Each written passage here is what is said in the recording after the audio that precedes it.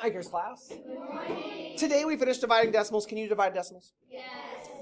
Alrighty. What does divide mean, everybody? Split into equal parts. Into equal parts, right?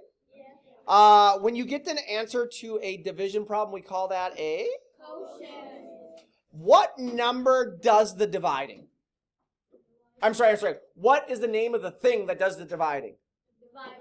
The divisor, right? It's the splitter, right? It splits things, right? Yeah. And then what is the name of the thing that gets split?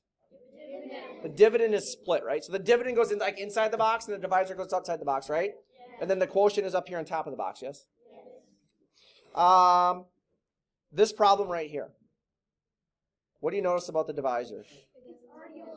It's a whole number, right? So do I just simply divide? Yes. The only thing that worries me on these problems with 5th graders and 6th graders is don't forget to put the decimal point in the quotient, right? It just goes straight up, yes? Okay. Now this problem right here is a little bit different. It was 0.3 as a divisor. Can you divide with a decimal divisor? No, so what do? Which is the same as multiplying by a power of?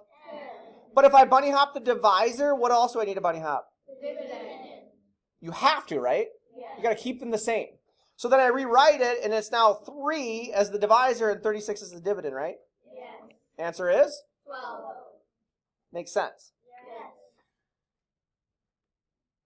Real life situation right here. I'm not going to talk about this problem, but we can handle dividing with decimals in the divisor, right? Yes. Technically, you're actually never going to divide with the decimal in the divisor. You're just going to bunny hop it, yes? Yes.